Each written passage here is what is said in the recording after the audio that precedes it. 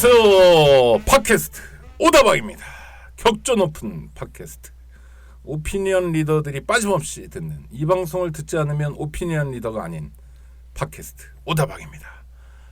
언제나처럼 우리 서혜성 작가 와 계십니다. 안녕하세요. 안녕하십니까. 봄인가요, 여름인가요, 지금? 봄입니다. 그렇죠. 5월 네. 초니까 아직은 봄. 감꽃이 피지 않으면 아직 봄입니다. 감꽃이 언제 핍니까? 5.18이 핍니다. 감꽃이 떨어지던 날 5.18이 일어났습니다. 그렇습니다. 네, 그래서 저는 감꽃을 볼 때마다 5.18을 생각합니다. 그리고 우리가 5.18이 지나지 않으면 아직 봄이 가지 않은 것이죠. 여름은 6월 10일 날 시작되죠. 6월 항쟁. 네. 5.18이 5월 18일부터 5월 27일까지. 그렇죠. 그렇죠? 네. 나중에 전남도청에서 그게 마지막이었다. 네. 5월 27일 날 봄이 끝나는군요. 그렇습니다. 그럼 봄날은 간다라는 노래는 5월 27일 이후에 들어야 된다. 아니 이제 지금부터 들어도 미리 이제 암시를 받는 거죠. 가고 있다. 예, 연분홍 치마를 입지 못한 채로 봄을 보낸 분들이 있죠. 여기 하여튼 오늘도 아주 특별한 분을 모셨는데 제가 이렇게 시작한 이유가 있습니다. 바로 감성의 아티스트. 아티스트. 네. 가수 겸 작곡가 이지상 선생님 모셨습니다. 네, 어서 오십시오. 네, 안녕하세요. 반갑습니다. 네. 저도 박수 쳐야 되나요? 예. 중간에 두 분 말씀에 끼어들고 싶어서 네. 예, 그냥 죽을 뻔했습니다. 이지상 선생님은 지금 봄이에요, 여름이에요? 봄이죠. 언제까지 봄이에요? 세월호 세월호 사건이 지났잖아요. 끝날 4월 16일. 때까지. 예, 그 아픔이 끝날 때까지 그래요? 봄이죠. 그러면 사시사철 봄이네요. 사시사철 봄이 돼야죠. 왜냐면 봄에 그랬으니까. 그건 진짜 봄이죠. 수학여행 갔을 때는 봄이니까. 이주상 가수는 제가 평소에 밖에서도 만나고 그러는데 네. 늘 세월호 리본을 네. 가슴에 달고 다니는 어떤 경우 아무리 옷을 갈아입어도 네. 아니 제가 그래서 옷을 안 갈아입는 경우가 생겨요. 네. 왜냐면 오늘도 좀 가벼운 옷을 입고 오려고 하다가 네. 근데 거기에는 이제 세월호 배지를 찾기가 어려워요. 어디 막 이거 띄어가지고 달고 막 그래야 돼요. 약간 괜찮죠. 네, 이렇게 달려 있는 거 입고 오느라고 좀 두꺼운 옷을 입고 왔습니다. 그러니까 세월호 배지를 다룰 수 있는 옷을 입는다. 네, 그런 이주상 가수. 그러니까 늘 시대와 함께 해온 가수. 그렇죠. 네. 부끄럽습니다. 아니 뭐야 부끄러 시대와 함께한 게 부끄러운 아니 일입니까? 그런 말을 듣는 게 무슨 말씀? 뭐 쥐뿔도 한 게 없는데. 네. 그런데 늘 세상이 시끄러운 곳에 보면 이지상 가수가 있더라고요. 근데 어떻게 꼭 그런 것만은 아니고요. 네. 예, 저도 좋은 그 조용한 데 찾아다니고 뭐 이런 거 참 좋아합니다. 그런데 어떻게 하다 보니까 뭐 발걸음이 그쪽으로 간다기보다는 또 그런 분들이 저를 또 찾아주시기도 하고 그렇군요. 뭐 감사하죠. 뭐. 그 옛날 식으로 얘기가 너무 얘기하면- 진지했나요? 아니요. 네. 네, 저희 진지한 방송입니다. 옛날 식으로 하면 네. 민중 가수죠. 그렇죠.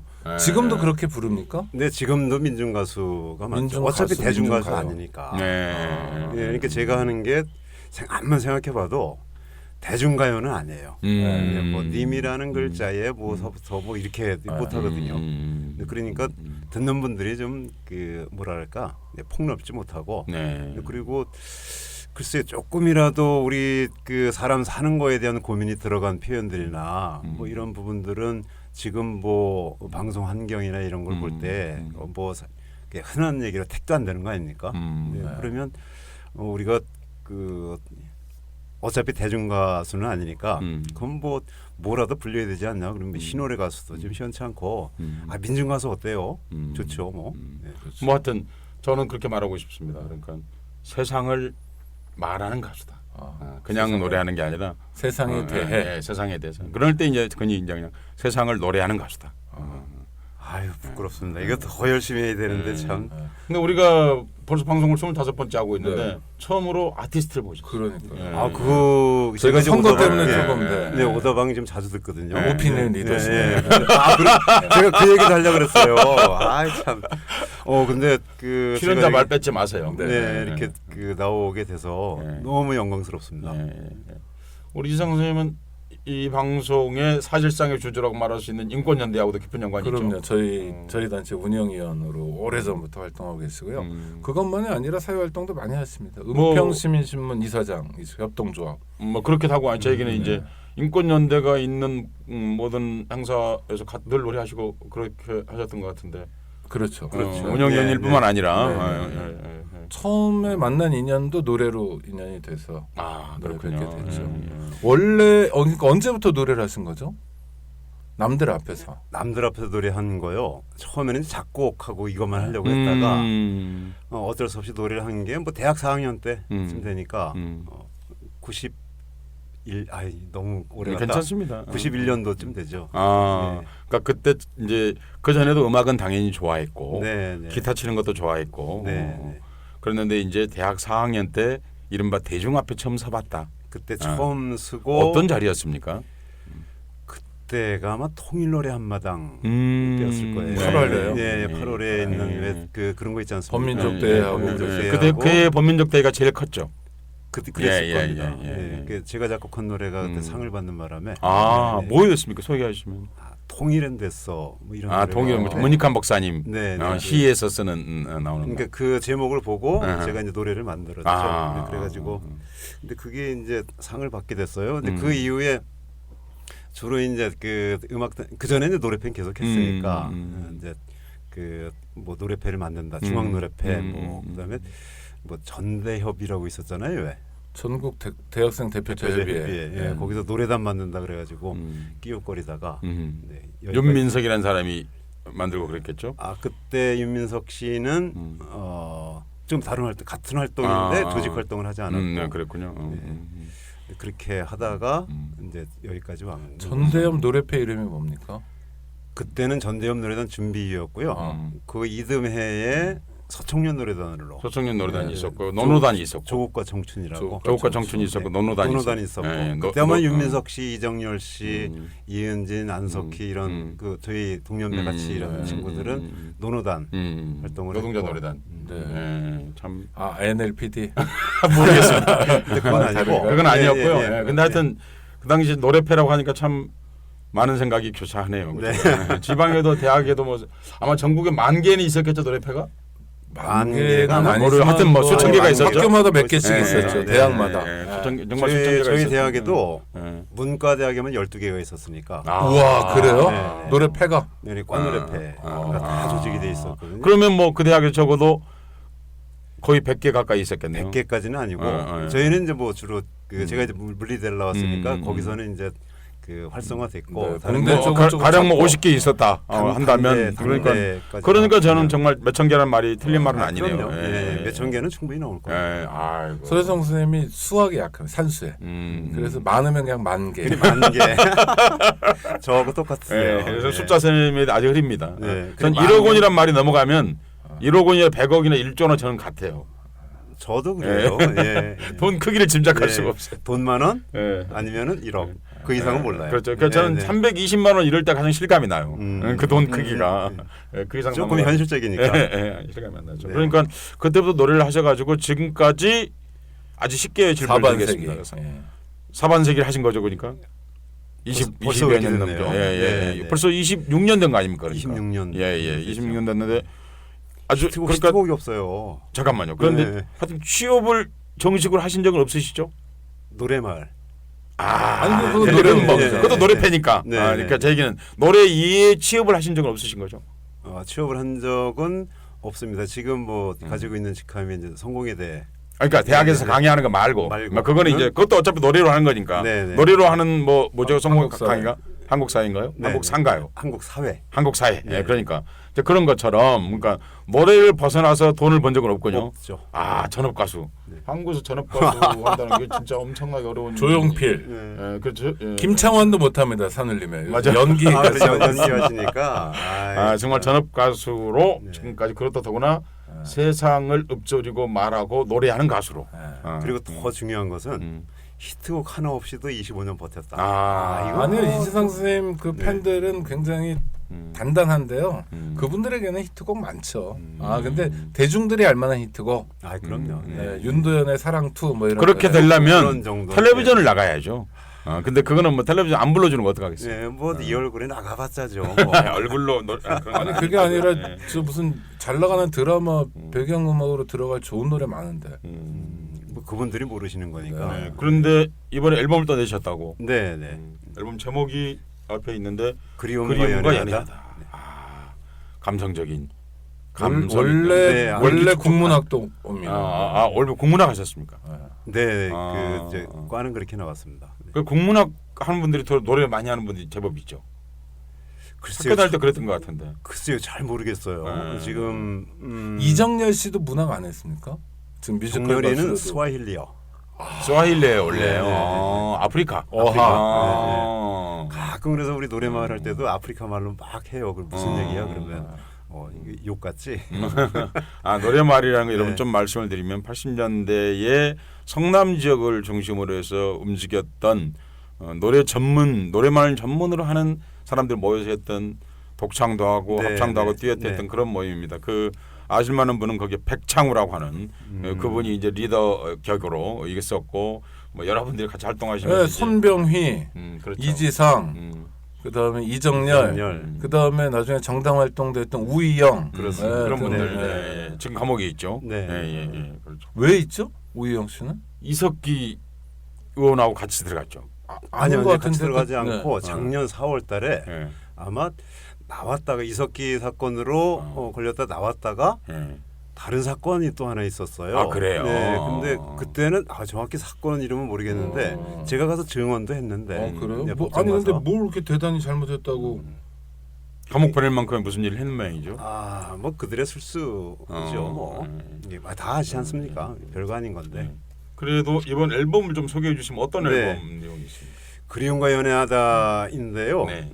이게 그리움이라는 게 통상 그런 거 아닙니까? 그러니까 지나온 과거 중에서 내가 여전히 갖고 있지 못한 추억, 뭐 아니면은 앞으로 내가 바라는 것 중에서 뭐 소유하지 못한 것들. 근데 그런 것들이라면 통상 그리움은 이제 남녀간의 관계, 뭐 가족 관계 이런 좀 그렇죠. 단편적인 어떤 그 개인의 감성을 얘기를 하는데 저는 거기다가 글쎄 우리가 가지지 못한 거라면 근데 가졌다가 뺏긴 거라면 가졌다가 없는 거라면 그래서 여러 가지가 있을 수 있지 않겠나. 뭐 이를테면은 지난 시절에 조금 좀 뭐랄까 정치적으로 좀 민주화됐던 부분도 네. 없지 않아 있었고 이를테면 지금 잃어버리고 있는 뭐 이게 남북 관계의 어떤 그 화해 무드 같은 것도 있겠고 그다음에 조금 더 길게 보면은 뭐 예전에 우리가 분단되기 전에 어떤 그 대륙의 꿈, 근데 그런 것들도 있겠고 이런 것들 앞으로 좀 더 찾아가야 되지 않겠느냐, 뭐 이런 생각을 좀 하고 그래서 이제 제목을 그렇게 붙였는데요. 그리움과 연애하다. 이게 너무 감성적이어서 뭐 그런 실체가 잘 드러나지는 않습니다만. 그러니까 우리가 이제 흔히 얘기하는 그 대중가요에서 얘기하는 남녀간의 연애만의 그리움만을 말한 것은 아니다. 근데 그거보다는 네. 조금 더 한번 생각해 볼 거리가 있는 그런 걸 좀 제공하려고 제가 스스로 노래하려고요. 네네. 이렇게 그러니까 준비를 했습니다. 그런 생각이 드네요. 말씀을 정리하면 우리가 뭔가를 그리워해야 되는데 앞에 큰 언덕이나 산이 있는 거예요. 그래서 그 너머에 있는 것들을 불러내는 것으로서의 그리움. 그렇죠. 네, 산 너머에 있는 것들을 불러내는 것으로서의 그리움. 네. 맞아요. 역시 그 남북관계 작가님 뭐- 말씀하시니까 네.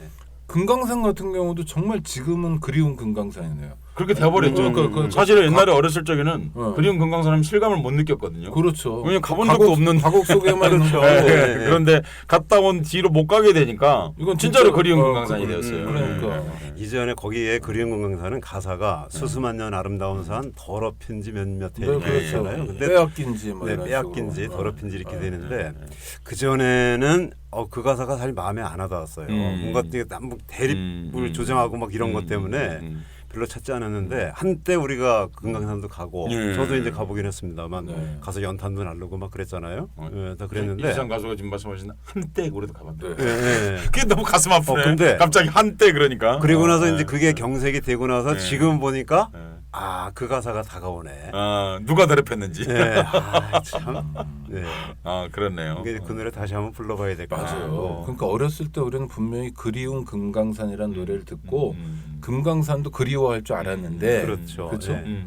그런데 문득 어느 시절이 금강산도 가봤는데도 지금은 다 오히려 잊어먹은 게 됐잖아요. 네, 네. 그리워하지도 않고 네. 금강산에 가봤던 게 언젠가 가물가물하고 기정사실화되고 이런 제가 것들을 새로 두 번째 배에 그리워하시는군요. 탔었는데 네. 거기에 출발하는 금강산계를 네. 이제 처음 방문하게 두 됐을 분은 때 다 북한에 가보셨군요. 금강산. 그러니까 북한에. 네, 전 평양도 가봤습니다. 와, 네. 두 저는 분은 평양은 못 가봤습니다. 종북이시군요. 저는 한 번도 안 넘어가봤습니다. 제가 너무 평양 갔다 오면 종북입니까? 그럼요. 아닌가요? 좀 국가가 데리고 가서는 간 건데. 심지어 아니 그리고- 국가가 종북 세력이 아, 심지어 지금 저 지난번 네, 선거 네. 때 보니까 김무성도 종북이더라고요. 그렇군요. 박근혜 말 안 들으면 종북. 음, 두려워할 건 없습니다. 종북. 종북이란 말을 두려워해서는 안 된다고 생각해요. 김무성도 종북이라니까요. 아니 그리고 종북해야죠.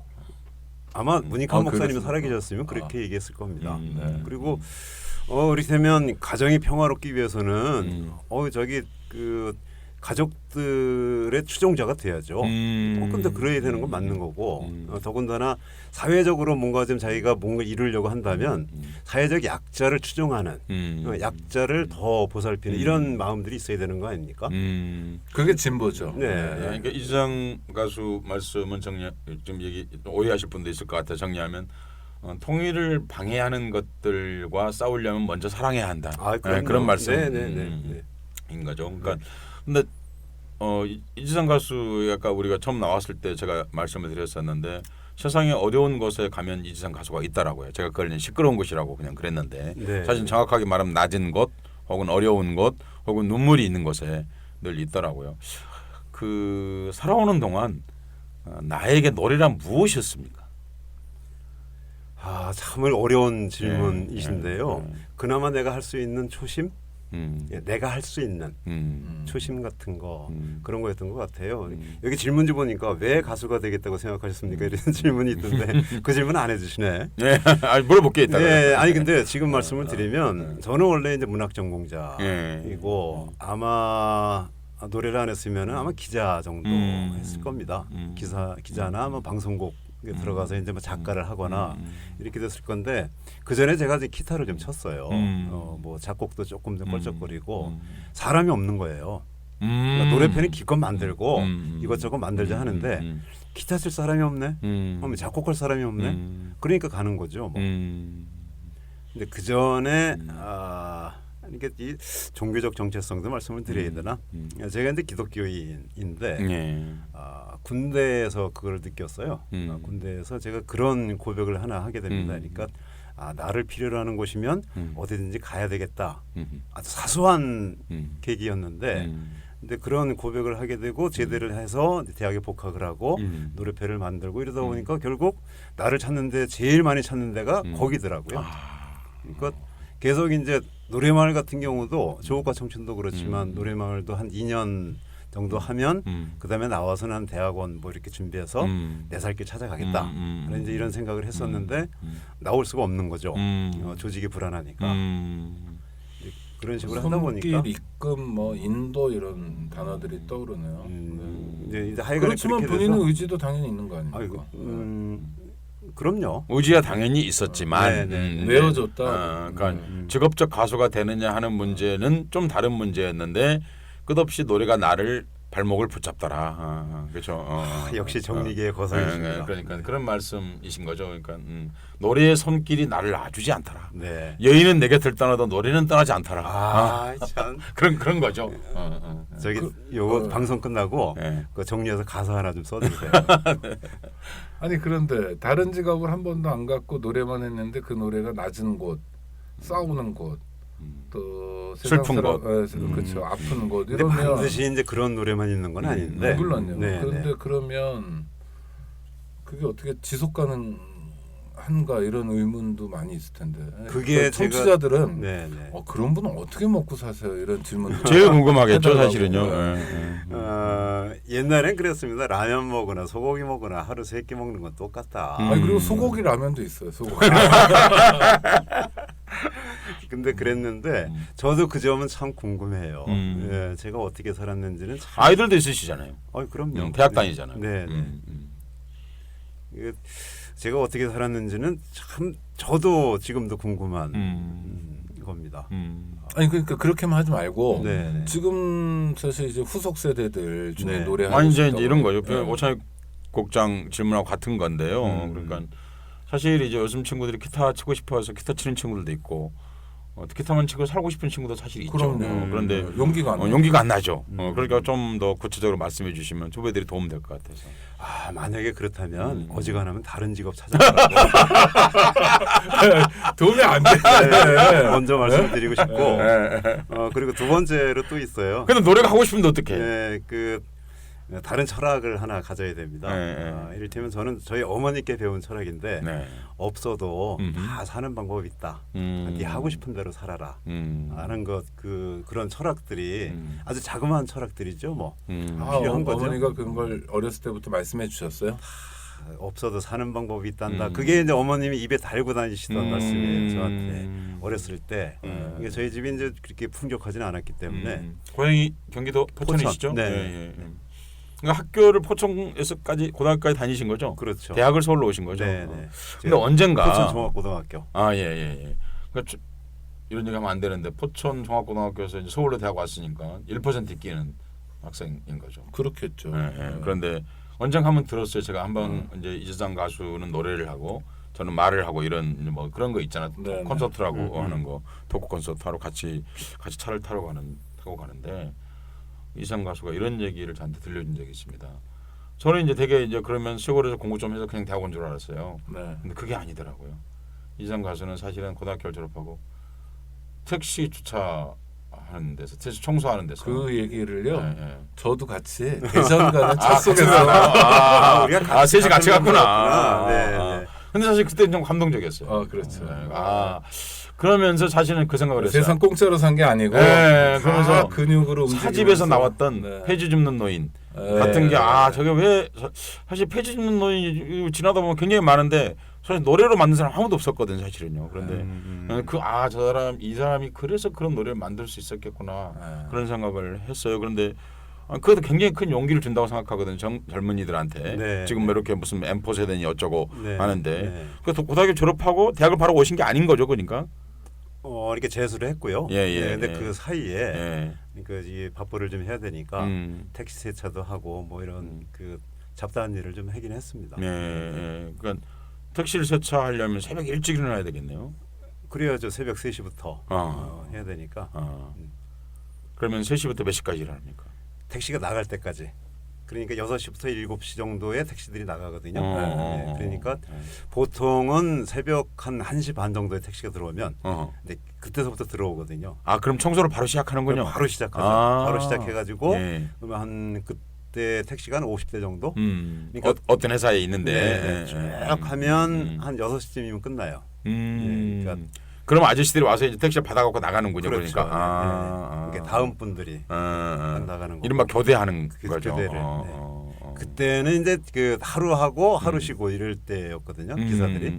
그러니까 하루 온종일 하시고 새벽 1시부터 들어오면 그때 청소를 하면 다른 분이 이제 6시쯤이나 출근하셔가지고 좀 이런 분은 한 4시쯤 출근하시기도 하고. 근데 이지상 가수가 오신 건 아니잖아요. 그 택시가 그랬다는 거지. 그렇죠. 택시가 홀짝제 운영을 하던 때였으니까 그런 그렇죠. 거잖아요. 그러니까 저는 세차를 1시부터 이제 쭉 한 5시간 정도를 내내 해야죠. 겨울에는 힘들겠어요. 겨울에 기사님들이 조금 봐주시기도 하고 조금 더러워도 그냥 타주시기도 하고 그래서 따뜻한 물은 잘 나오던 때였습니까 그때는? 따뜻한 물 없죠. 대표서 합니까? 대표서 하기도 하고 그냥 하기도 하고 해요. 그러니까 그 매트죠, 매트. 그렇죠, 바닥 매트. 뭐 토한 것도 있고 뭐 별거 다 있을 텐데. 뭐 이렇게 했는데 그것 닦기가 제일 힘들고. 그러니까요. 그다음에 겨울에는 이제 택시가 얼어서 오잖아요. 그렇죠. 얼어서 오면 그거를 이제 떼어내야 돼요. 바퀴 같은 경우는 거의 신경도 못 쓰고. 그러니까 그 이 택시 앞에 본네트 그다음에 외관 근데 그거 닦는 데만 아주 시간도 오래 걸리고 그랬었죠. 근데 그것도 벌써 굉장히 오래전 얘기예요. 그래서 그렇죠. 초급 학년 때니까. 그런데 그래도 그런 기억은 몸에 남잖아요. 아마 그래서 글쎄 전 남는지 그건 잘 모르겠고 하여간에 축구할 때 등산할 때 뭐 이럴 때만 그때 기억에 남는 것 같아요. 저는 뭐 그 등산할 때 기억에 남는 것도 중요한데 그러니까 가수를 만나는 그 음반을 듣는 공연을 보는 사람 입장으로는 서혜성 작가 말씀하신 대로 그게 이제 폐지 줍는 노인을 우리가 다 보는데 새벽이나 낮에나 그 할머니들이나 그렇잖아요. 그렇죠. 뭐 정말 수백만 아닙니까 폐지된 노인. 근데 데이터에도 안 들어오는 사람들 이런 분들을 보고 그게 노래로 연결되는 건 그 세차했던 기억이 몸에 남아 있기 때문이 아닌가 그 말씀이죠. 그렇죠. 지금? 네, 네. 이렇게 세차했던 것뿐만 아니라 사실 세차할 때도 그랬지만 그 이전의 삶들도 그렇죠. 그러니까 자연을 제외하고 내가 살았던 삶들은 그 지금 이제 그 폐지를 줍는 우리 노인네들이나 다른 분들의 삶하고 거의 다르지 않았거든요. 제가 살았던 환경이 그러니까 자연스럽게 그렇게 그분들에 대해서 눈이 가고 또 이렇게 어떤 표현이 되면 또 노래도 만들고 싶고 이게 그렇게 됐죠. 그런데 이제 이지상 가수는 저렇게 말 편하게 하지만 사실은 이제 대개 인간이 두 가지 형태를 나타내게 됩니다. 그런 일을 겪으면 하나는 완전히 그 기억을 지우고 싶어하는 사람이 있죠. 지우고 예, 이렇게 예. 다른 어떤 출발을 하고 그게 칠할이죠. 네. 그 그냥 칠할 의식적으로 넘쳐서. 외면하는 예, 외면하는 거죠. 사람들이 예, 있어요. 예. 네. 저는 용산 참사를 그렇게 봤어요. 용산 참사가 일어났을 때 사실은 저는 그 얼음에 이런 말씀을 사람들한테 드린 적이 있어요. 제가 욕을 많이 먹었는데 한국 사람들이 외면할 것이다. 제가 그때 왜 외면한 이렇게 참혹한 일인데 참혹하니까. 참혹하니까. 그리고 왜 우리가 다 달동네 살았거든. 우리가 다 그런 데서 저거 내가 안 살았더라도 우리 고모도 살았고 우리 이모도 살았고 말하자면 그렇지. 다 그런 기억이 있기 때문에 저기서부터 그렇게 벗어나고 싶었는데 아직도 이런 일이 있구나 하는 게 너무 끔찍해서 도리어 외면할 것이다. 너무 잘 알기 때문에 외면할 것이다. 제가 그랬거든요. 네. 그런 마음 이제 그런 거로 생각하는데 이지상 가수가 지금 뭐 그렇게 살았기 때문에 그 사람들 보입니다 이렇게 말하지만 사실 한국 사람의 70% 이상이 다 그런 걸 보고 성장했어요. 그리고 사실 제가 이런 말씀 드리는 것도 굉장히 싫어하시는 분들이 많을 거예요. 그렇죠. 뭐 옛날 얘기 그거 구질구질하게 그러면서 아유 사람이 좀 싸 보이기도 하고 얼마 잘 사는데 지금. 네, 그럴 수도 있을 겁니다. 그런데 저도 이제 그런 그 과거가 좀 부끄러울 때도 있었고 엄마 아버지 남들은 땅 한 평이라도 주는데 참. 나는 이제 심지어 하는데 결혼하고 부잣돈 남은 것도 다 아버지 드리고 나왔거든요. 그거조차도. 그러니까, 근데 그러면서 좀 감추고 싶고 이랬을 때도 있었어요. 근데 우리 두 분은 잘 아시지만 작년에 어머님 돌아가시고 우리 어머님 아프실 때도 그렇고 어머니를 자꾸 이렇게 보면서 그때 시절이 너무 자랑스러워지는 겁니다. 어머니가 그렇게 나를 키웠던 시절도 자랑스러워지고 예를 들면 내가 그런 시절을 살아왔다는 것도 아주 어린 시절이고 뭐 지금도 쭉 그 이어지고 있다고 생각을 합니다만 제가 생각이 변하진 않았으니까 그런 게 좀 자랑스러워져요. 그러니까 어디 가서도 그 자랑을 좀 하고 싶어. 그래서 요즘에는 뭐 떳떳이 얘기합니다. 그 전에도 사실 가린 적은 없지만 얘기할 기회가 없었고 왜냐하면 주로 이제 같이 사는 사람들이 다 그 좀 나름대로 이제 오피니언 리더들 그러니까 이 방송을 들으시는 분들 저도 방송을 들으니까 이게 생방송으로 카메라로 보여야 되는 오찬희 국장 얼굴에 만면의 미소가 근데 그런 분들이었으니까 이런 얘기를 할 기회가 사실 없죠. 그렇죠. 그러니까 지금 현안에 대해서 사회적으로 정치적 환경은 어떻게 변할 것인가 뭐 문학의 어떤 뭐 이런 얘기들만 쭉 하니까 뭐 사실 이제 이지상 가수를 모시고 싶었던 이유 중에 하나가 이제 어떤 뭐 문화 권력이나 뭐 정치 권력 이런 얘기가 아니라 한 가수가 왜 노래를 하는가 하는 얘기를 길게 해보고 싶었습니다 사실은. 그리고 왜 이 가수는 굳이 돈 안 되는 길을 끝없이 찾아가면서 찾아가는 건 아니고요. 남들이 보기에 정확히 말씀드리면 찾아가는 건 아니고 그렇게 살다 보니 하여튼 살다 보니까 이렇게 된 거고요. 그러니까 이런 생각이 드네요. 지금 이지상 가수 얘기를 들으면서 프란츠 파농이라는 사람이 있지 않습니까? 그 파농이라는 사람이 이제 마르티니크 출신이거든요. 그 지금 미국 아래에 있는 아주 작은 섬이죠. 그렇죠. 멀어도 너무 먼데. 근데 그 사람들이 유학을 주로 지금도 미국으로 안 가고 파리로 갑니다. 프랑스 식민지입니다 현재도. 그런데 그 파농이 거기 출신인데 이 세상에 세 종류 인간밖에 없다 그랬어요 파농이. 기가 막힌 말이거든요. 그러니까 파리 유학 지금 이거 적어야 돼요. 아니요 그냥 유학을 갔다 오는 거죠. 파리지앵이 돼서 이제 자기 고향으로 돌아오는데 가는 이제 이지상이 그랬죠. 그러니까 이지상 예를 들면 안 되겠네. 오창이 갔다 왔어요. 그러면 사람들이 이게 4대문 안에 있었다니까. 사람들이 인사를 해. 창익이 오랜만이라 그러면 딱 얘기하는 거. 누구지? 그런데 자기 고향 친구 몰라봐. 그런 사람이 한 부류가 있다는 거예요. 두 번, 이 사람 비유가 너무 쉬워요. 두 번째는 뭐냐면, 갔다 왔는데, 창익이 유학 갔다 왔는데, 맨 동네 사람 혼만 내는 거예요. 그리고 동네 사람들 시키고 말이야, 네, 이렇게 하면 되겠어? 예. 왜 골목이 이렇게 더러워? 새마을도 안 했나? 뭐 이렇게 하니까 우리 마르티니까 맨날 못 사는 거야. 이렇게 말하는 사람이 있다는 거죠. 근데 세 번째 이런 유형의 인간이 있다는 겁니다. 그 사람이 파리에 갔다 왔다고 그러는데 그 다음 날 커피 농장에서 커피를 따고 있는 거야. 그리고 창희가 오랜만이야 그랬더니 그래 저녁에 봐 있다 그러면서 마치 네. 이틀 갔다 온 것처럼 네. 그러고 마치 아무 일도 없었던 것처럼 하는 사람이 있다. 그렇게 말하면서 바로 그 다음 말이 근사해요. 우리는 그 세 번째 사람을 친구라 부른다 그랬어. 이 세상은 예. 눈물 흘리는 사람들, 고통받는 사람들의 친구 이렇게 말하고 싶네요. 그 말하기 위해서 오늘 그런 저기 거예요. 제 고향 친구들한테 전화 한번 돌려야 되겠습니다. 이거. 친구인 사람 그러니까 약자의 친구로서의 가수. 그 최고의 좋은 네, 가수. 제가 이제 여기서 네 그러면 너무 건방진 것 같고요. 그러니까 열심히 하겠습니다. 안녕하세요. 오창익입니다. 인권연대는 정부나 기업의 지원을 사양하고 오로지 시민의 참여로만 운영하는 100% 순도의 민간 인권단체입니다.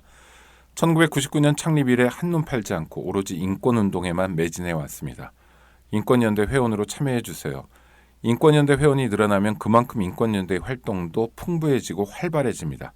인권연대 회원 가입은 인권연대 홈페이지를 참고해 주세요. 감사합니다.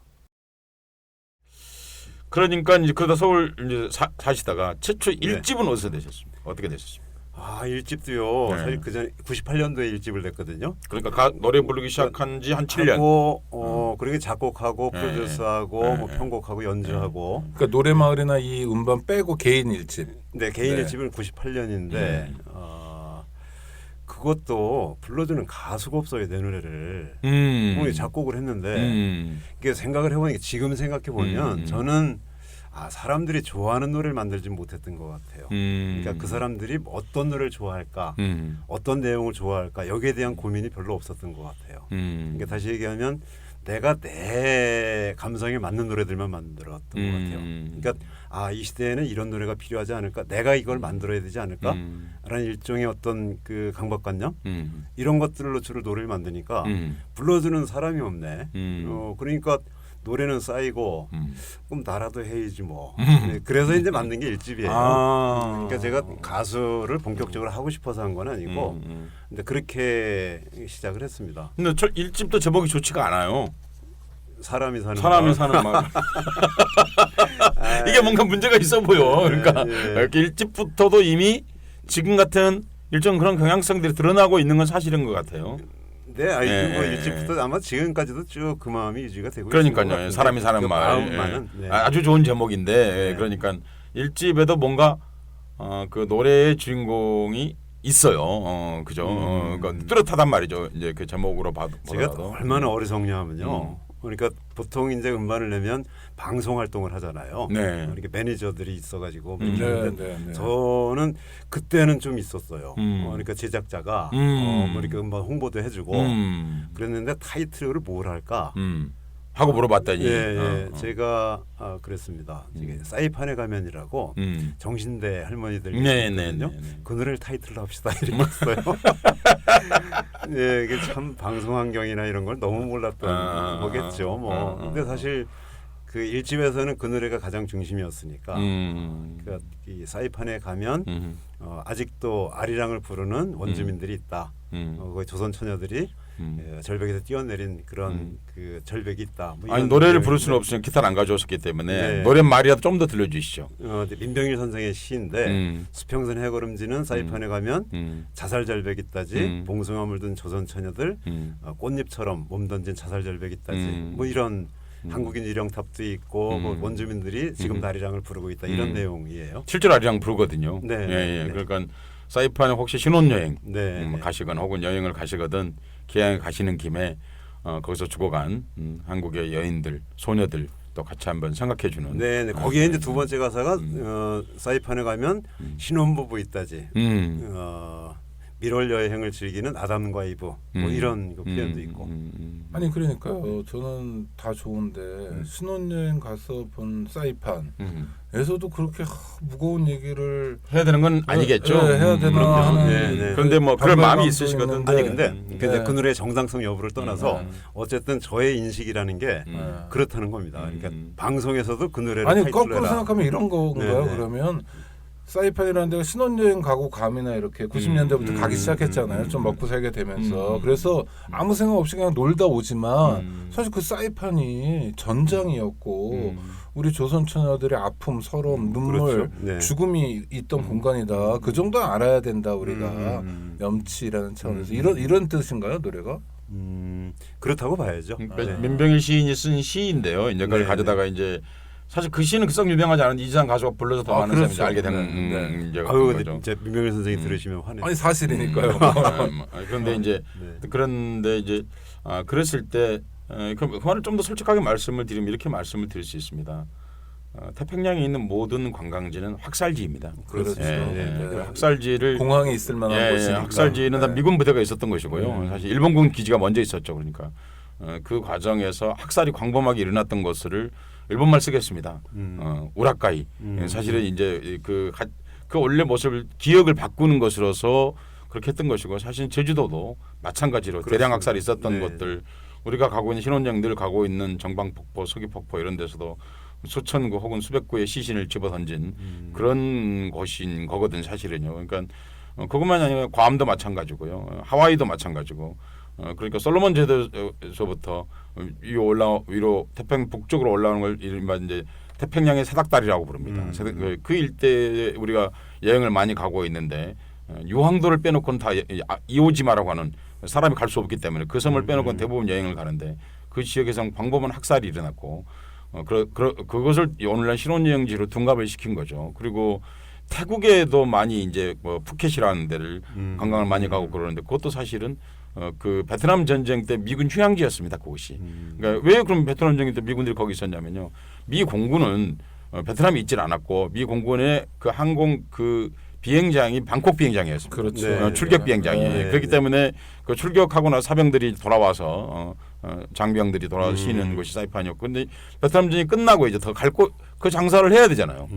그게 이제 벌써 이제 소위 산업 인프라는 그렇죠. 있으니까. 예. 네. 참 이럴 때 그런 말 써야 되는지 모르겠지만 네. 하여튼 네. 이제 그렇게 된 거죠. 그래서 이제 그 계속해서 이제 그런 관광 매춘이 결합된 성매매가 결합된 형태의 관광을 그래서 하게 된 동남아 관광지들 중에서 그래도 좀 도덕적으로 덜 미안한 곳은 베트남인 것 같아요. 예, 베트남은 비엔나. 다낭 같은데 미군 기지가 있었지만 이 베트남이 새로운 역사를 만들어 가지고 관광으로 하는 거잖아요. 그렇죠. 그러니까 성격이 다른 거죠. 성격이 예. 다르고 좀 덜 아프달까 이런 느낌 있잖아요. 그러니까 베트남은 승리국가이기 때문에 그게 가능한. 그 얘기 나오니까 그런데 네. 이지상 가수 3집에 들어 있나요? 그 베트남 얘기를 다룬 게? 베트남에서 온 편지. 예. 아, 그 노래도 있네요. 예. 네, 2집에 있습니다. 2집에 있으면 그러니까 이게 심각한 가수예요. 그러니까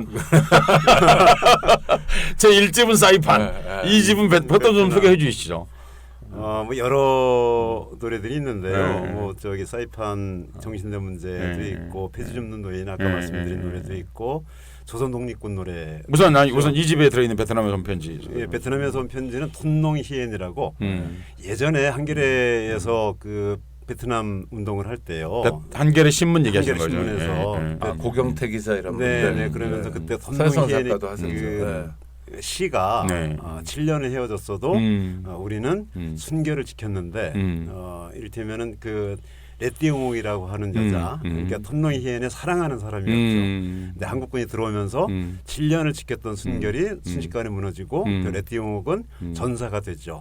전사가 되고 나중에 이제 무너졌다는 게 성폭력 당했다는. 그렇죠. 네. 그러니까 순결을 뺏기고 그 다음에 이제 베트콩이 돼서 1년 뒤에 죽습니다. 밀리면서. 근데 그 내용을 그 애인이 된 톤농 히엔이라는 사람이 지금도 기억을 하면서 초상화를 들고 있는 사진이 있었어요. 그 사진에 유명한 사진이죠. 네. 그 사진과 시를 보면서 거기서 이제 멜로디를 붙였고 그 다음에 2절은 이제 제가 가사를 다시 썼고요. 근데 그렇게 해서 발표한 노래들이 있고 또 그 베트남에서 왜 폭탄 때문에 눈을 잃은 그 사람 가수에 관한 노래도 있죠.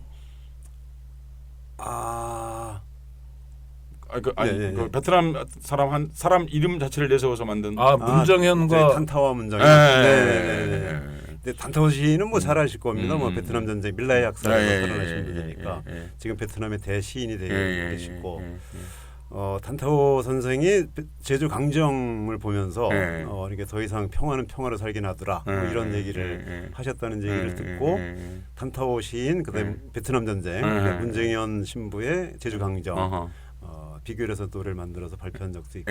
그건 앨범에 안 들어 있습니까? 그게 4집이었죠. 아니요. 이제 그게 앨범에 안 나왔나요? 네. 이제 그렇게 하려고요. 저도 짱구를 이 표현 괜찮은 거. 괜찮습니다. 구호체 방송입니다. 이제 머리를 굴려서 격조는 오창익 국장만 지키면 됩니다. 이제 5집부터는 시대에 가는 노래들은 이제 좀 여러 가지로 좀 메커니즘이 편해졌잖아요. 그렇죠. 유튜브 같은 데도 있고 저희가 그냥 집에 홈 레코딩 해가지고 메시지만 전달하고 이렇게 할 수 있는 노래들은 그렇게 하려고 하고 그리고 조금 더 인생에 이런 말씀드리면 너무 좀 건방지긴 하지만 뭐랄까 좀 한 번 더 생각해 볼 거리 우리가 흔한 사랑의 얘기더라도 아니면 흔한 그리움의 얘기나 흔한 시대의 얘기더라도 조금 더 고민할 거리나 뭐 시적인 감성이나 이런 것들이 담겨져 있는 노래들을 따로 모으고 앞으로 정규 음반으로 이렇게 하자 이제 이런 생각에서 5집부터는 이제 그런 노래들이 다 빠지고 그러니까 시대 참여하는 노래들은 SNS 이쪽을 통해서 발표를 하려고 하고 5집부터는 이제 그렇게 했군요. 네. 그러니까 그 제목이 탄타오와 문정현. 문정현과 탄타오와 문정현. 그 노래는 뭐랄까 좀 씩씩하고 좀 이렇게 에너지가 있게 들리는 노래. 시끄럽게 만들었죠. 평소에 이지상 가수가 갖고 있는 분위기가 좀 다른 뭔가 서사적 맥락이 좀 뚜렷한 그런 느낌을 받았는데요. 처음에 만들었을 때 사실 제가 들었거든요. 아직 완성되지 않았다. 뭐 이랬을 때 흥사단이든가 어디선가 제가 노래를 깜짝 놀랐어요. 그러니까 노래 참 좋더라고요, 사실은. 그러니까 그 좋은 노래가 음반에 안 담겼고. 그럼 어떻게 들을 수 있습니까, 이거는? 검색. 검색하시면 금방 나옵니다. 탄타오와 문정현. 앨범에는 없지만 이지상 선생 사이트도 있죠. 제 사이트를 이제 없앴고요. 없앴습니다. 네. 그저 뭐 페이스북이나 뭐 트위터, SNS, 블로그는 계속 활동을 하고 있습니다. 그러니까 거기 가도 들어 있습니까 그런 게? 네. 아마 검색하면 다 나올 겁니다. 유튜브에는 대충 올라가 있는 거죠. 유튜브에는 당연히 올라가 있죠. 탄타오와 문정현. 그러니까 그거는 이제 베트남 전쟁과 에서의 평화의 문제와 한국 강정에서 평화의 문제 그 두 개를 마치 서로 다른 것이 아니라 평화의 문제에 관해서만 동아시아 관점에서는 큰 차이가 없다. 아니 아까 전쟁이 아니라 평화는 평화로서 이룬다라는 얘기를 뭐 정말 수많은 사람들이 했잖아요. 오늘 아침 신문에 그 베리건 신문가 베트남전 때 이렇게 막 저항하고 막 핵무기 뽀개러 다니고 이런 양반이 그래도 그런 막 행동을 해도 이 양반이 94세로 돌아가셨더라고요. 그래서 문정현 신부님도 아주 오래 사실 것 같은데. 그래도 오래 사셔야죠. 아니 이분이 저 그 유명한 게 증집소 우리나라는 병무청 가가지고 베트남전 그 증집 소집 영장을 불태워버린 양반이에요. 그래가지고 신부인데 가톨릭 신부인데 감옥 갔다 나오고 나온 다음에는 또 어디 핵무기 핵탄두를 뽀개러 가가지고 형하고 같이 그러니까 그렇죠. 문정현 문기현 아주 비슷해요. 그러니까 이런 이 도로시 데이하고 같이 살던 그 그룹들인데 그러니까 여기 토마스 머튼도 나오고 뭐 그렇잖아요. 그러니까 그런 사람들이나 뭐 저 유럽의 갈퉁이나 이런 사람들이 많이 얘기했는데 실제로는 우리가 평화를 평화로서 얻는다는 건 강정이 거의 최초죠. 네, 그렇죠. 강정에서 새로운 역사를 만들었는데 거기 또 예의 문정현 신부가 계시고 그분이 베트남하고 또 연결되고 그렇죠. 이지상 선생님 덕분에 꼭 들어보시기 바랍니다. 탄타오와 문정현이라는 노래. 사실 이지상 가수의 노래 중에 하나를 추천하라고 그러면 전 꼭 추천하고 싶어요. 그 노래요? 왜냐하면 되게 이제 어떤 주제가 강하다 보면 자칫하면 예술성이 죽을 수가 있어요. 그런데 이건 그렇지 않거든요. 그러니까 두 개가 잘 어우러지고 있는. 주제는 강하죠. 주제가 강한데 주제에 걸맞는 형식을 갖고 있어요. 멜로디가 곡의 구성 같은 것들이 저는 그 노래가 이지상 가수가 중에 가장 서사적이라고 생각합니다. 그리고 또 그 노래를 마땅히 서사적으로 구성돼야 하거든요. 근데 그것이 내용과 형식이 잘 맞은 그런 음악이다고 네. 드는 거죠. 저도 한 곡만 꼽으려면 저는 요새 계속 제가 읊조리는 노래가 죄송합니다만 네. 나의 어머니에게도 그리운 어머니가 계시다는 걸 네. 이제야 알았어요라는 네. 그 제목이 뭐죠? 그게 제목입니다. 나의 어머니에게도 그리운 어머니가 계시다. 나의 어머니에게도 그리운 어머니가 계시다는 걸 뒤늦게야 알았어요. 이런 거. 네. 네. 네, 저희 어머니 이렇게 가끔 뵈면서 혼자 불렀으면 좋은데 왜 같이 부릅니까? 아니 제가 시작했습니다. 가수가 저를 따라한 겁니다. 네, 네. 네. 그러니까 엄마한테는 엄마가 있었다 이런 생각을 잘 안 하게 하는데 저는 새로운 상상력을 주신 것도 좋고 그냥 가족 관계를 다시 이렇게 생각해 보는 그렇죠. 맞아. 우리 엄마도 한 걸음 더 나가면 엄마에게도 애인이 있었네죠. 사실은. 그렇죠. 엄마에게도 애인이 다행히 있죠. 그러니까 첫사랑, 어머니로서 엄마에게도 첫사랑도 있고 그럼요. 엄마가 어머니로서의 역할과 한 여인으로서의 역할을 우리는 구분 안 하려고 하는 태도가 있잖아요. 사실은 어머니가 얼마든지 애인도 있을 수 있고 사실 이렇게 자연스럽게 지금 오집과 어머니 얘기로 넘어갔는데 네, 네. 이제 오집에도 어머니 얘기를 그렇죠. 하나 썼습니다. 어떤 노래가 있습니까? 우리 엄마라고 내가 이제 제가 보통 어머니를 부를 때 우리 엄마 이렇게 불렀거든요. 네. 막내군요, 막내. 네, 제 막내기도 하고 어머니 다 이렇게 격식을 갖춰서 부르는데 네. 나는 엄마 그랬어요. 근데 우리 어머니는 이게 소아마비셨어요. 그러니까 아주 어렸을 때부터 옛날에 제가 아주 어렸을 때 얘기 듣기로는 어머니가 몇 살 때인지 모르는데 꿈을 꿨대요. 그러니까 호랑이가 나타나는 꿈을 꾸고 그리고 막 도망 다녔답니다. 근데 그 다음서부터 다리가 아프다고 이렇게 하셨고, 그러니까 소아마비로 그러니까 소아마비가 좀 심하셨어요.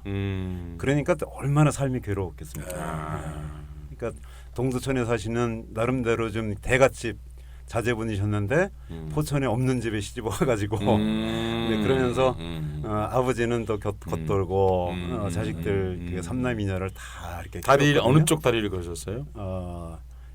오른쪽 다리가 그러셨는데 그러니까 당연히 왼쪽도 다 절게 됐죠. 당연히 그렇죠. 네, 관절도 네. 마비되고 이제 네. 그렇게 되는 거죠. 그래서 제가 그 중에 잘한 일 하나는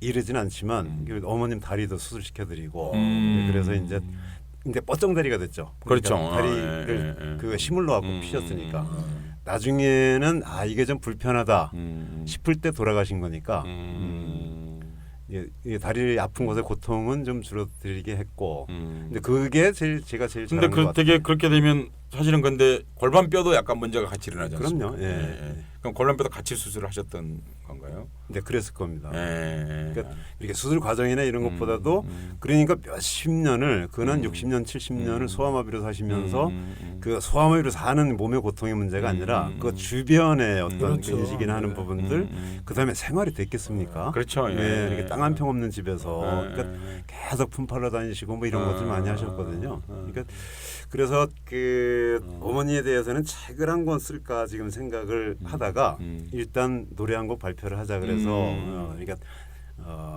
이게 우리 엄마는 노래를 이번에 좀 집어넣었는데요. 그러니까 지금도 부르면서도 그게 아마 어머니 돌아가신 다음에 만든 노래인가요? 네, 돌아가신 다음에 아마 이 노래는 제가 라이브 때 못 부를 것 같아요.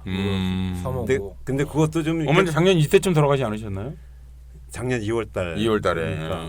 근데 그걸 감안해 가지고 좀 경쾌하게 만들었어요. 일부러 문제 라이브에서도 해야 되니까 경쾌하게 하면 조금 좀 이렇게 마음이 울컥하지 않지 않을까. 근데 지금 이렇게 가끔 연습을 해봐도 이렇게 울컥하는 게 있어서 이 노래 못 부를 것 같아. 나중에 한번 도전해 보겠습니다. 네. 그러니까 우리 다 엄마가 있어요, 그렇죠? 엄마가 있고 엄마를 생각하면서 울컥하기도 하고 그런 마음들이 사람들의 마음이고 그런 마음들이 세상의 마음인데 그렇죠? 예. 아니 전 어제 제 아내가 그 도월 김용옥 나온 걸 자꾸 보라 그래서 봤는데 어저께 나서 봤는데. 네. 근데 뭐 5.18이 감동적이었어요. 저 외가가 금남로에 있었고 그렇죠. 네. 5.18을 뭐 지금 계승해가지고 선거 혁명이다 이런 것처럼 누가 외가가 도월 선생님. 아, 네, 김용옥 외가가 금남로래요. 그래서 5.18에 부잣집 외가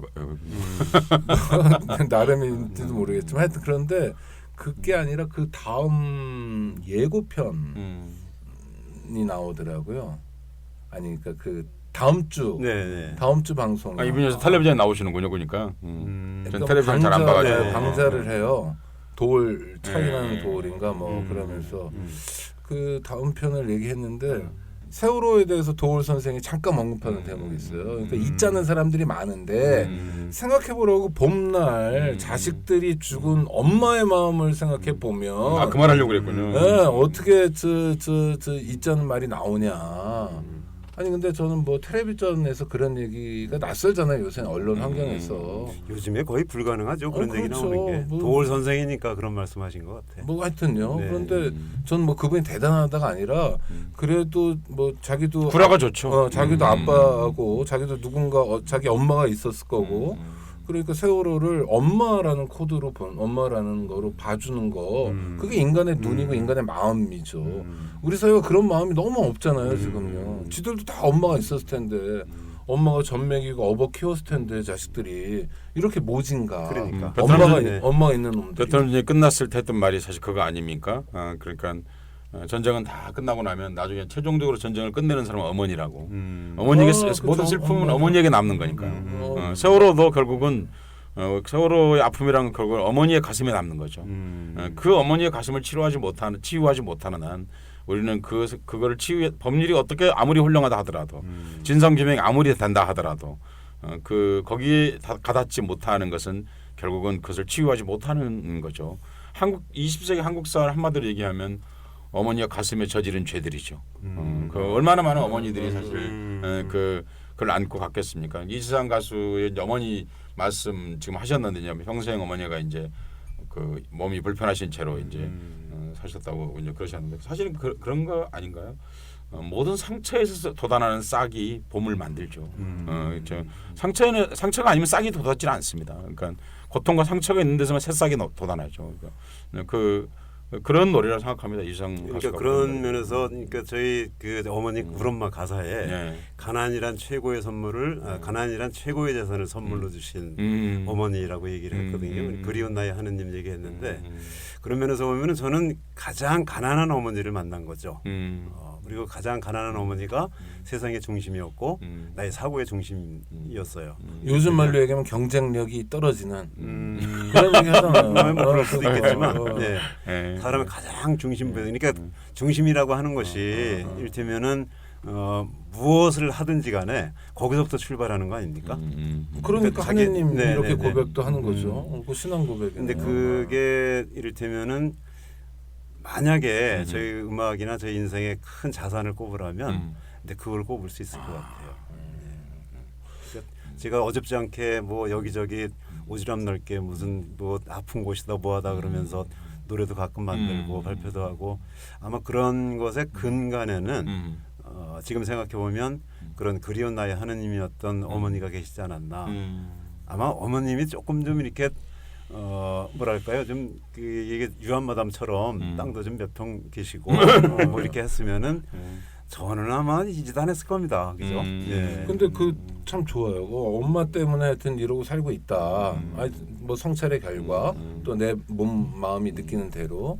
그래서 이제 집회 현장 같은 데도 가시고 근데 집회 현장에서는 잘 안 불러주시더라고요. 아니 근데 하여튼 예. 그래도 많이 가셨죠. 다른 분보다 누구보다 많이 가셨고 가셨고 그다음에 이제 소규모 인원 있는 데도 가고 이러는데 근데 아직까지는 우리가 그런 문화가 있는 것 같아요. 뭐냐면 이제 노래를 한다 듣는다를 부속물이랄까 뭐 이렇게 그냥 꾸밈 중에 하나 뭐 장식 이렇게 그래서 다니는 곳곳이 아마 대접도 시원치 않을 것 같아요. 정치인하고 시민단체 공통점이 뭔지 아세요? 모르겠습니다.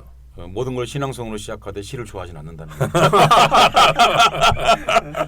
이게 정확한 그 사람들 생각하는 예술의 범주예요. 그렇죠. 맞아요. 그냥 가수도 똑같아요. 그러니까 이게 하니까 노래 하나는 있어야지. 이상 가수를 그렇죠. 부르는 거예요. 그런 거 사실 같아요. 불렀으면 30분을 시간 줘야 되는데 노래가 한 곡 부르러 가라고 그래. 이게 말이 안 되는 폭력이거든. 그리고 음향도 다 엉망일 거 아니에요. 음향도 엉망이고 일단 돈도 별로 안 주고 돈도 안 주고. 그러니까. 네. 아예 안 그냥- 주는 데도 많을 것 같고요. 네, 네. 근데 뭐 그러려니 합니다. 네. 그러니까 저 사람은 뭐 그러니까 하다못해 나보다도 좀 시원치 않겠지 뭐 머리가 뭐 이러면서 이렇게 이해하고 가는 편인데요. 근데 가끔 섭섭할 때는 있죠. 그러니까 와서 인사도 안 해. 주최 측이요? 네, 와서 그러니까 가자마자 넌 그러면 저기 이거 한번 맞춰보세요. 그리고 공연 끝나면 이를테면 뭐 수고하셨습니다라든가 뭐 이런 것 책임자가 나오진 못하더라도 담당자라도 그래야 되지 않습니까? 아니 집안에 누가 오면 하다못해 그럼요. 물이라도 한 잔 주는 거 배웅도 그런 거잖아요. 하고 나중에 나오고. 그걸 안 한단 말이에요. 그런 것도 안 하는. 그럼 그 자리에 마이크 대고 얘기해야지. 네. 이 책임자 어디 있냐고. 근데 제가 주변 머리는 또 그렇게 안 되고 그러면 아예 다음에는 내가 안 오면 되지 뭐 이런 생각을 하는데 그러면은 야 여기 돈은 좀 많이 주겠구나. 근데 돈도 더 안 줘. 근데 그런 데가 그런 데가. 근데 그런 데 가면 솔직히 네. 노래를 4반세기 해도 그 정태춘 씨가 선배잖아요. 그럼요. 그분은 70년대부터 노래를 했는데 요즘은 거의 활동 안 하시던데 저도 현장에서 여러 번 봤거든요. 그런 대접 받으면 이분은 그냥 가시더라고요. 노래 안 하고. 그러니까 그건 뭐냐면 정태춘처럼 경력이 오래돼도 또 25년 많이 되셨으니까 경력이 오래돼도 그게 상처로 남는다는 거잖아요. 그럼요. 그럼 어떻게 그 푸시고 그러니까 견디시고 그러세요? 그 이런 생각을 합니다. 한국이 이제 두 가지가 크게 부족하다 생각해요. 제가 생각할 때는 하나는 이른바 이제 구체적 생활 속의 민주주의 저게 부족하다. 아직까지 거기까지 민주주의가 뿌리내지는 않았다. 네. 그거는 사실 민주주의의 모세혈관 같은 거잖아요. 거대한 형태로서의 뭐 헌법이라든지 예를 들면 뭐 국가 체제라든지 예를 들면 이런 건 있는데 그게 하나가 크게 부족하고요. 그렇죠. 한국이. 학교 운영위원회가 민주적으로 운영되는 데가 1%도 안 된다. 그러니까요. 부족하다는 현실에서. 거죠. 또 하나는 뭐냐면 민주 세력이라고 불러야 될지 뭐라고 해야 될지 모르겠는데 하여튼 적어도 그 이른바 수구 빼놓고 네. 그렇지 않은 다른 진영에서도 문화에 대한 이해도가 너무 낮아요. 그러니까 문화에 대한 이해도뿐만 아니라 네. 조금 더 그 확대해서 이렇게 보면 사람에 대한 예의 같은 거겠죠. 그렇죠. 그러니까 문화를 좁혀 보면 문화를 좁혀 보면 문화를 아까 이제 오창익 선생님 얘기한 것처럼 일종의 장식품 내지는 뭐 이렇게 아까 제가 얘기했잖아요. 모든 행사는 신앙성을 시작하고 시를 좋아하지는 않는다고 그러니까 이런 거죠. 그러니까 그렇게 해가지고는 저는 사회적 성숙도는 없다고 봅니다. 그러니까 그 빅토르 위고라고 하는 작가가 있지 않습니까? 네. 죽었을 때 파리 시민이 100만이었어요. 그런데 장례식에 온 사람이 200만이었어요. 엄청 쏟아져 네. 빵땡 그러니까 같죠. 네. 폴 발레리라는 시인이 있는데요. 프랑스의 모든 언론이 폴 발레리가 살아있을 적에는 12월 31일 날 11시가 되면 발레리 집 앞에 서 있었습니다. 발레리가 뭐라고 해야 하루가 새해가 시작되는 거야. 뭐 발레리가 뭔 대단한 얘기를 하겠어 해마다 하는데 그런데 사람들은 다 거기 가서 카메라를 대고 우리는 보신각 종을 치죠. 사실 국가 권력의 종이잖아요. 사실 그거는 그렇죠. 그게 아니라 네. 시인에게 듣는 거예요. 올해 내년에 새해 덕담은 무엇입니까? 발레리가 그럼 발코니에 나와서 얘기하는 거예요. 아무것도 한마디 하고 싹 들어가는 거예요. 그러면 그 다음날 뉴스가 다 나오는 거예요. 발레리 시인이 이렇게 말했다. 그러니까 그렇게 함으로써 2016년이 시작되는 거예요. 말하자면요. 우리는 그렇게 하기에는 아주 빈약한 국가죠. 사실은 사회 전체가. 그러니까 저는 사실 그 발레리에 비한다면 제가 이 말을 하는 거예요. 한국 고은 시인 같은 경우에 해마다 한 번씩 카메라가 다 가가지고 노벨상 받을 때만 가서 있지 말고 새해가 될 때 가서 한번 중계 방송하면 얼마나 좋고 기껏해야 그거 30분일 텐데 전 언론이 가서 다 중계 방송 한 번 하면서 2017년 새해가 어떻게 오는 겁니까? 한 번 했었습니다. 2000년 그랬나요? 새천년 1월 1일 그 보신각종 앞에서 네. 한번 시를 낭송한 적이 있었는데 그게 마지막이었고요. 그렇죠. 그렇게 새해를 여는 뭐 고은 시인만이 아니라 이런 분들이 지방엔 또 각 지역에 다 이제 자기 가수들도 있고 그러면 신동엽 시인이 어렸을 때 낙서한 게 그런 거 아닙니까? 내 인생을 시로 꾸며보고 말이야. 내 인생을 사랑으로 또 혁명으로 불질러봤으면 아니 이런 마음들을 좀 가지고 살아야 되잖아요. 아니 저는 유럽의 나쁜 놈들 있잖아요. 나쁜 새끼들. 이를테면 스탈린이나 히틀러 같은 놈들도 피아노도 좋아하고 아니 물론 그 좀 여러 가지 할 말은 많습니다만은 그래도 문화적 소양은 좀 있어 보이는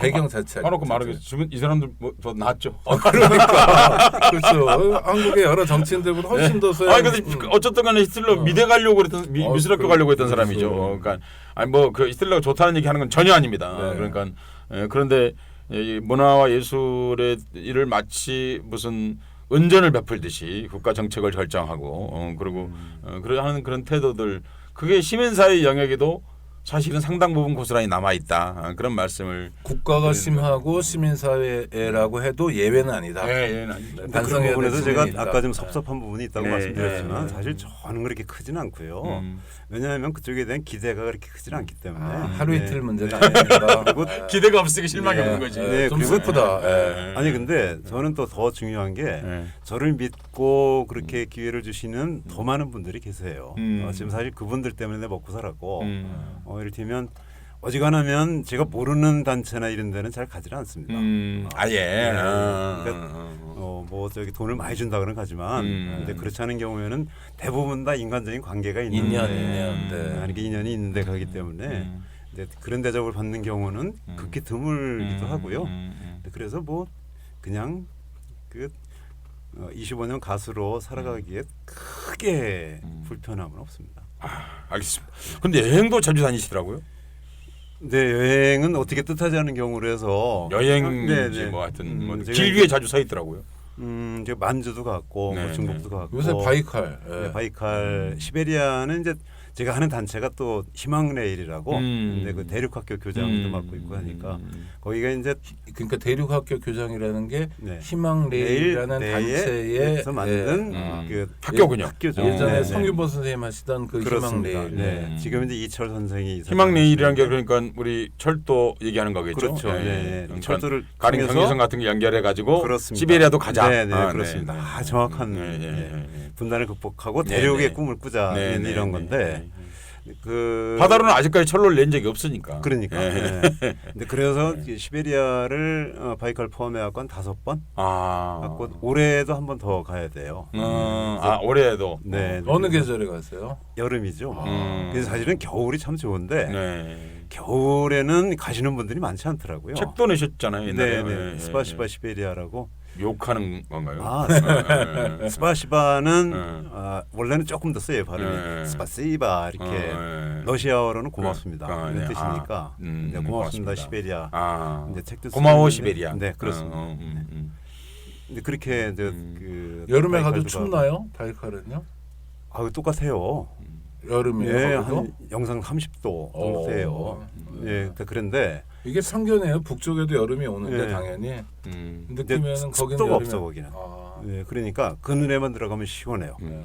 그러니까 이제 격해도라고 그렇죠. 그러니까 바다에서 거리가 멀기 때문에 일교차가 심하고 습기가 없죠. 네. 일교차는 조금 좀 있는 편인데. 일교차가 심하다고 그러니까. 네. 저녁 때도 그냥 반팔에 맥주 한 잔 먹기에는 딱 좋은 날씨입니다. 알러지 있는 분들은 긴 팔을 꼭 갖고 가셔야 돼요. 음. 진짜로. 저 여러분 가봐서 맞습니다. 아는데. 맞습니다. 예. 그 다음날 그럼 운동을 못 움직이시죠. 그러면은 바이칼 가고 시베리아 가는 건 어떤 의미예요? 상상해 보자. 아, 그럼요. 우리 예, 새로운 내일을 이를테면 레일이라는 게 그 기찻길 레일도 기찻길 있지만 레일도 있고 투마로 레일도 있고 그러니까 내일에는 글쎄 저는 뭐 잃어버렸던 땅 고토 회복 뭐 이런 데는 관심이 없어요. 어차피 또 다른 분쟁거리가 생기니까 아 고구려 뭐 네, 이런 뭐 거요? 이런 거 네. 말고 그리고 2,500만 년 전에 뭐 한민족의 시원이다 뭐 이런 거 말고 네, 네. 그거 사기인데요. 뭐. 네, 네, 이렇게 가면서 거기도 사람이 살고 있구나. 나랑 똑같은 사람이구나. 그리고 이 넓은 대지가 있고 넓은 자연이 있고 이것으로 우리가 살고 있구나. 뭐 이런 정도를 느낄 수 있도록 하는 거죠. 가면 정말 마음이 적어도 넓어집니까? 네. 쇼비니즘적인 그런 기행은 아니다. 뭐. 근데 더군다나 이제 역사라는 부분들이 있잖아요. 역사 중에서도 가장 가깝게 이제 뭐 근대사만 따지면 100년 정도인데 우리 항일운동 현장이지 않습니까? 항일운동의 현장이 거기에 다 있는 거죠. 네, 네. 근데 지금까지 묻히지 않고 우리가 늘 배워왔다면은 굳이 갈 필요는 없다고 생각해요. 근데 안 배웠죠. 네, 안 배웠죠. 그러니까 이를테면은 우리는 독립운동사 하면은 상해 임시정부 이후의 역사들만 주로 배웠지 않습니까? 거기다가 조금 더 나가면 약산 김원봉 뭐 의열단 정도 그것도 근래 와서 배웠죠. 영화 근래 와서 때문에. 배운 건데 그 전까지 역사는 다 묻혀져 있는 거예요. 한 예만 든다면 어떤 예가 역사 우리가 잘 모르는 시대제 최재형 같은 사람이 있죠. 누구요? 최재형 네네, 선생 최재형 같은, 선생. 예. 그분이 1920년 상해 임시정부 생기고 초대 재정부장이었어요. 그렇죠. 네, 그러니까 돈이 제일 많은 사람이에요. 큰 부자였죠. 근데 20년도 4월 3일인가? 그때 일제에 의해서 거기서 다 죽거든요. 네네. 가족들도 나중에 음. 그 37년 이후에 다 그 비참하게 생을 경신대학살 때 돌아가셨죠. 네, 네. 근데 그런 분들은 전혀 조명이 안 되는 거예요. 그럼 참고로 말씀드리면 네. 최정선 선생은 일찍 이제 망명을 하셨던 오셨던 분이신데 그렇죠. 네. 그분이 어떤 분이시냐면 청취자 여러분 설명을 좀 드리면 안중근 의사의 실질적인 기획자. 그렇습니다. 안중근 의사 의거의 네, 기획자이고 네, 네. 나중에 안중근 의사가 이제 감옥에 잡혔을 때도 변호사 등등 비용을 대면서 안중근 의사 고명 활동 같은 것들을 지속적으로 했던 그러니까 우리가 일제 실질적 지배를 받았을 때부터 이미 독립운동을 광범하게 전개했던 기획자이자 그 돈을 담당했던 그런 분이시고 아주 큰 인물인데 큰 인물이고. 사실 우리는 상하이 쪽이나 베이징 같은 활동을 안 하셨기 때문에 잘 모르고 있는 네. 사실 묻혀져 있는 여전히도 맞습니다. 그런 분이다. 네. 그러니까 그리고- 이를테면 한 말씀만 더 드리면 그분의 자제가 11명이에요. 네, 네. 11명인데 다 비참하게 죽습니다. 음. 제 명에 죽은 사람이 없어요. 지금 아마 모스크바의 막내 살아계신 한 분이 살아계시고 다른 분들은 다 그러니까 만약에 조국이 없었다면 그분은 그런 삶을 안 살아도 됩니다. 재벌로 살았겠죠. 네. 아니 근데 그 상해 임시정부 인사라고 해서 조명받은 건 아닌 것 같고요. 가장 대표적으로 우리가 대중적으로 잘 아는 사람이 백범 김구 선생인데 네, 네. 그분도 뭐 지난번 집회 논란 이런 거 보면요. 음. 그러니까 백범마저도 부인하는 상황이니 그런 사회가 지금 백범은 됐습니다. 굉장히 구체적으로 가까이 있었잖아요. 해방된 다음에 오셨으니까 그 서혜성 작가님 그 들여온 그 비행기 타고 오신 거 아니에요. 그래서 47. 네. 그렇죠. 근데 예. 이제 아주 구체적이고 아주 현실적인 인물이잖아요. 그러니까 방금 말씀하신 여러 선생님들, 최 선생님이나 이런 분들하고 달리 그럼에도 불구하고 무슨 마치 격하운동 벌이듯이 이런 상황이니 말할 것도 없다. 그렇죠. 제가 이제 살아남은 자의 슬픔이라고 그러니까 이제 집에 노래가 있는데. 이장 선생이 지금 네. 하고 있는 게 단지 여행을 다니는 게 아니라 그런 철길도 연결하고 또 그렇습니다. 하나는 우리 역사에서 역사도 보고. 묻혀져 있던 네. 그러나 우리 조국과 민족을 위해서 정말 온 인생을 헌신했던 분들의 발자취도 찾아가고 또 그런 사람들이 그걸 소개하고 그런 목적을 같이 지닌 여행인 거죠. 네, 그러니까 네, 네. 새로운 상상. 그러니까 뭐 김알렉산드리아 같은 분도 계시고 뭐 아유 홍범도 장군 같은 경우도 그 연해주의 몰라요. 역사가 다 맞아요. 있는 거죠. 그렇죠. 네. 사실 뭐 방금 얘기 나왔으니까 한 말씀을 드립니다만은 홍범도 장군 같은 경우는 대소전투 300여 대소전투를 벌였는데 한 번도 패배하지 않은 그럼요. 그런 장군이시고 예, 예. 지금 김 알렉산드리아라고 한국식으로 말씀해 주셨는데 원래 이름이 알렉산드라 페트로보나 스탄케비치 스탄케비치. 김이라는 네, 여성인데 우리나라 최초의 한인 볼셰비키였고 그리고 사실 시베리아 치타에 나중에 그 이 시베리아 임시정부 운동 임시정부를 세우는데 네, 그 당시 네. 볼셰비키 정부가 힘이 없었기 때문에 임시정부를 세우는데 실질적인 거기 리더였고 그런 점에서 전체 러시아 땅의 상당 부분을 이 양반 책임하에서 사실 움직였다 이렇게 말할 수 있는데 그런데 더구나 여성이다. 20세기 한국 여성 중에서 가장 활발한 삶을 보였던 그런 분들인데 그런 분들 삶이 한국에 알려지지 않고 그렇습니다. 있다 그런 네, 말씀이시죠. 네, 그리고 지금 막 하시려던 말씀이 그 노래 뭐죠? 살아남은 살아남은 자의 자의 슬픔. 네. 근데 그거는 이제 조선 청년 이유서 공예에 대한 얘기인데 음. 만주벌에서 활동하다 청산리 전투도 참여하고 네. 그러다가 자유시 참변에 참여를 하게 돼요. 그러다가 거기서 연루된 거죠. 네, 연루됐다가 도망 나와가지고 네, 네. 이제 볼셰비키로부터 도망 나와서 네, 네. 시베리아를 횡행하다가 해방을 맞아서 네. 다시 이제 조선 땅으로 들어왔는데 네. 난곡의 자리를 잡으세요.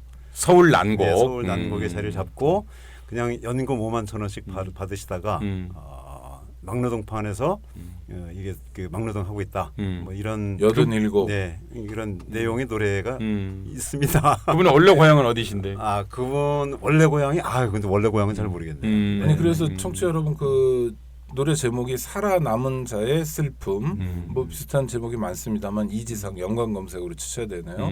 그 노래도 한번 들어보시면 대한민국이 어떤 나라인지 참 잘 알게 됩니다.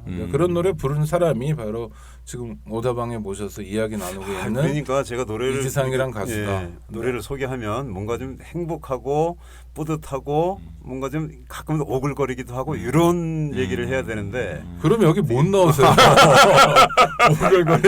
오글거리는 가수들 네. 많이 알아요. 그게. 참. 그러니까 노래가 이제 여러 가지 기능이 있는데요. 이제 지금 말씀하신 것처럼 위로하는 기능도 있고 뭐 혹은 유희의 기능도 있고 그런데 이지상 가수의 노래의 가장 큰 특성을 하나 꼽으라고 한다면 잊혀진 것들을 호명하는 거죠.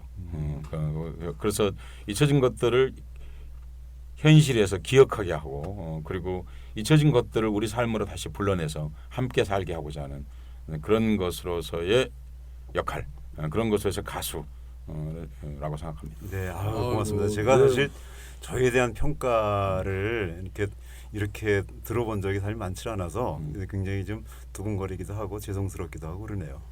너무 아니, 후하게 쳐주셔서. 그리고 서혜성 작가는 무슨 말씀하실 때 빠다치라고 이렇게 말씀하시는 분이 아니어가지고 담백하게 그냥 건조하지만 내용은 풍부하게 이렇게 말씀을 하셔서 정확한 표현인 것 같고요. 근데 이렇게 얘기하다 보니까 벌써 1시간이 훌쩍 넘어서 마무리를 해야 됩니다. 이거 뭐 이제 마무리 말씀 하나씩 한 분씩 해주셔야 되는데 저는 앨범을 내셨는데 5집. 그건 어떻게 구해야 돼요? 그냥 인터넷에서 사셔도 되고요. 이런 거로 살 수 있습니까? 네. 거기서 사실 수 인터파크 있고. 이런 거. 그럼요. 근데 거기도 다 있는데 일단 저희 SNS로 주문해 주시면 제가 사인해서 드리고. 그러니까 SNS는 페이스북 같은 데서 이지상 찾아서 들어가서 그 무슨 이렇게 뭐 이렇게 메시지를 보내거나 트위터도 있습니까? 네, 트위터도 있습니다. 뭐라고 소개해 주시죠. 지상 820 하나? 네? 지상 JISANG 8201 빨리 통일. 그렇게도 하지만 빨리 통일. 그냥 이지상 해도 나오죠. 그래도 나올 겁니다. 이지상이란 말 이름이 흔한 이름은 아닐 테니까. 네. 그렇지 이지상의 하나뿐인 이름 아니 혹시? 그렇죠. 아니 왜 이지상인지 아세요? 몰라요. 김지아 때문에 91년에 김지아가 그 뭐 죽음의 구판 이러니까 너가 지하면 나는 지상이다 그래가지고 본명 아니에요. 그때 이름을 갈아야 될 때가 있었어요. 그러니까 사람들을 잡아가는데 얘들이 음반 및 비디오에 관한 법률 이런 걸로 잡아가요. 음비법이라고 했죠. 그러니까 이름을 갈아야 돼. 그러니까 그 자칫 잘못하면 들어가니까. 그러면 가명을 쓰라고 처음에 이제 퇴임 낼 때요. 근데 그때 이제 마침 죽음의 구판을 걷어치워라 그때도 있었고 91년도 5월 그래서 이름을 그렇게 바꿨습니다. 뭐 본명 공개 안 하셔도 괜찮습니다. 그러니까 이게 가수 이름인 거죠, 그러니까 이지상이. 그게 지금은 저를 이지상 가족들도 다 그렇게 부르니까요. 그래서 제 이름이 됐습니다. 그렇군요. 저도 잘 모르겠어요. 본명을 굳이 말할 필요가 아니 그러니까 있겠어요? 뭐였지 할 정도로 워낙 그냥 이지상이란 분. 그러니까 하여튼 청취자 여러분 감사합니다. 시간이 이렇게 되는데 우리 이지상 선생 뭐 한 말씀 우리 그저 영광스럽다는 말씀 말고는 다른 드릴 말씀이 없고요. 굳이 이제 정리해서 말씀을 드리자면 이게 제가 가끔 쓰는 말이 적당한 갈망, 지나친 낙관. 시대가 조금 갈망하기엔 조급하고 그렇더라도 좀 낙관을 한번 버텨내보는 그런 시간이 됐으면 좋겠습니다. 그 시간이 짧으면 더 좋고요. 우리 서 작가님. 뭐 이지상 훌륭한 가수죠. 그 서상을 알고 싶으십니까? 그럼 이지상을 들으십시오. 혹시 오늘 상처 받으셨습니까? 그러면 이지상을 들으십시오. 거기에서 노래의 싹이 돋아날 것입니다. 이건 어디 카피로 쓰시면 좋겠다. 아니요, 진짜 저희 방송에서 이렇게 노래를 많이 틀어드리면 좋겠지만 오늘은 그러지 못했고요. 청취자 여러분들을 번거롭게 해드리는 것 같아서 정말 죄송하지만 앞서 말씀드렸던 뭐 사이판이나 살아남은 자의 슬픔, 뭐 탄타와 문정현 같은 노래는 물론 울엄마 이런 노래는 물론이고요. 다른 노래도 이렇게 검색해서 들어보시고 또 CD도 구해보시면요. 그만큼 풍성해집니다. 아픈 걸 기억하면서 또 나누면서 내가 인간됨도 느낄 수 있고요. 여러 가지 많은 생각해 볼 수 있는 좋은 기회일 거라고 생각합니다. 그래서 자신 있게 권해드릴 수 있고요. 오늘 두 분 감사합니다. 청취자 여러분 고맙습니다. 고맙습니다.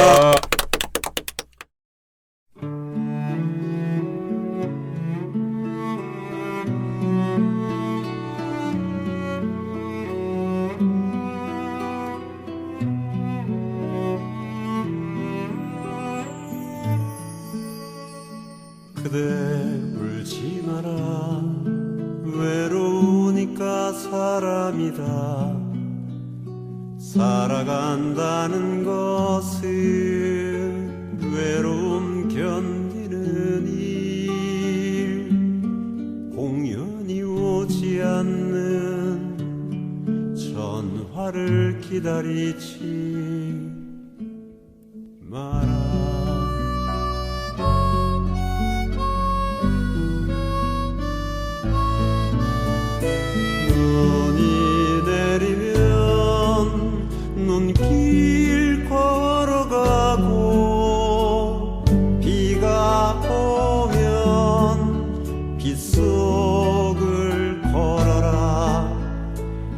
열대 숲속에 가슴 검은 토요새도 너를 보고 있다. 그대 울지 마라. 외로우니까 사람이다. 가끔씩 하느님도 눈물을 흘리신다. 공연이 오지 않는 전화를 기다리지 마라.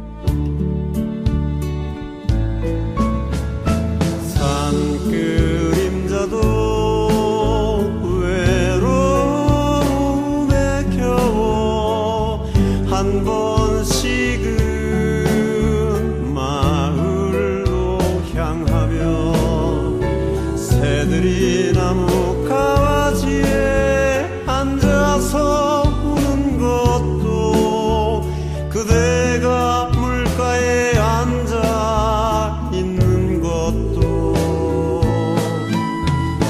그대 울지 마라. 외로우니까 사람이다. 살아간다는 것은 외로움을 견디는 일. 공연이 오지 않는 전화를 기다리지 마라. 그대 울지 마라. 외로우니까 사람이다. 살아간다는 것은 외로움 견디는 일.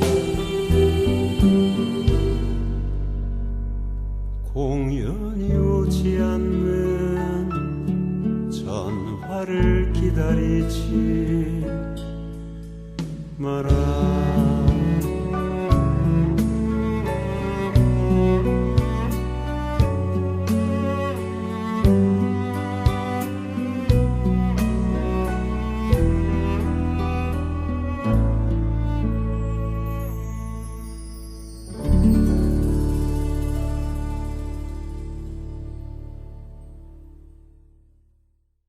안녕하세요. 장발장은행의 대표를 맡고 있는 홍세화입니다. 200만 원, 300만 원 벌금을 내지 못해 감옥에 갇히는 분이 매년 4만 명이 넘습니다. 장발장은행은 이분들에게 무이자 무담보로 대출을 해주고 있습니다. 장발장은행을 후원해 주시기 바랍니다. 실로 모든 게 엉망으로 치닫는 듯한